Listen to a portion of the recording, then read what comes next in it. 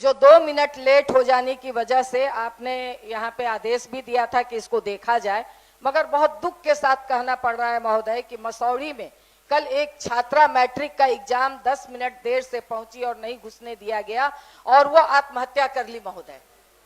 मतलब वो ट्रेन से कट करके वो आत्महत्या कर ली महोदय। एक बेटी कितनी मुश्किल से पढ़ती है और ये मतलब इस तरह की घटना अगर हो, आसन से आदेश देने के बावजूद अगर इस तरह की घटना हो महोदय, तो क्या बिहार कैसे चल रहा है, कैसे चल रहा है महोदय? ठीक है, बढ़ जाइए, हो गया, हो गया। इस बात को मैं बार-बार कह रही हूँ कि महोदय ये बहुत दुख लगता है एक बच्चे को पैदा करने में, एक बच्चे को पैदा करने में और उसे उस कदम उस स्तर तक बढ़ाने में महोदय। और सवाल उठा, आपने आदेश दिया, बावजूद अगर बेटी आत्महत्या करती है तो ये सरकार को शर्म आनी चाहिए, इस सरकार के मुखिया को इस्तीफा देना चाहिए महोदय। ठीक है, ये कौन सी बात है? 10 मिनट का अंतराल देना चाहिए, 10 से 15 मिनट का अंतराल। अगर सुन लीजिए, सुनिए ना, अगर परिवहन आप कितना हो कहिएगा, नहीं मानेंगे तो बोलिए, बोल लीजिए। हाँ,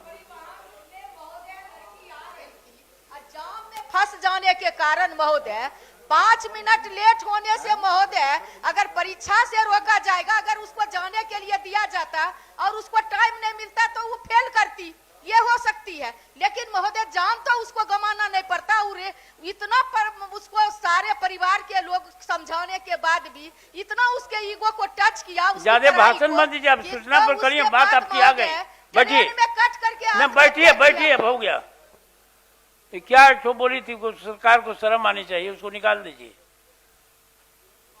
महोदय, इस पर मैं भी कुछ कहना चाहता हूँ। हम पहले बोल रहे थे वो संजीव बाबू। महोदय, परिवहन संबंधी समस्याओं के कारण अगर कोई छात्र और छात्राएं परीक्षा में सम्मिलित नहीं हो पाती हैं, इसके लिए उनके द्वारा जो कारण बताया जाए उसको प्रवेश करने से नहीं रोका जाए, क्योंकि ये घटना हम लोगों ने भी अखबार में पढ़ा है, ये कहीं न कहीं चिंतनीय है महोदय। इसको तो देखना चाहिए। बिहार विद्यालय परीक्षा समिति, हम इतने वर्षों का अध्ययन किए, मैट्रिक की परीक्षा से वंचित रह जाएंगे, ठीक है, स्पेशल परीक्षा होगी, क्या होगी, लेकिन उनके मन मानसिकता पर क्या प्रभाव पड़ेगा?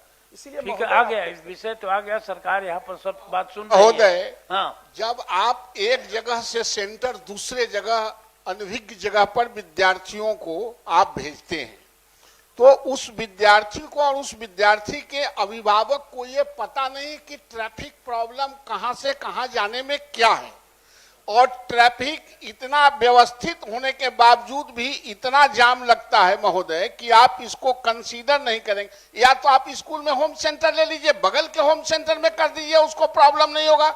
लेकिन जब आप दूर दूर में भेजिएगा महोदय, जब आप होम सेंटर नहीं दीजिएगा, आप 20 किलोमीटर, 25 किलोमीटर, 15 किलोमीटर, 40 किलोमीटर दूर आप भेजिएगा, तो उन बच्चियों को जाने में कठिनाई होती है। और इस पर अगर आपका निर्देश नहीं होगा, शासन अगर इस पर निर्देश नहीं करेगा महोदय, तो ये पढ़ाते हैं और परीक्षा लेते हैं विद्यार्थियों के लिए।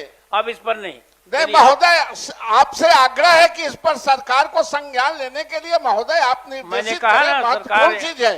सब सरकार बैठी है, सरकार ने संज्ञान लिया, इतनी बातें आई हैं तो उसको सरकार ने संज्ञान लिया है।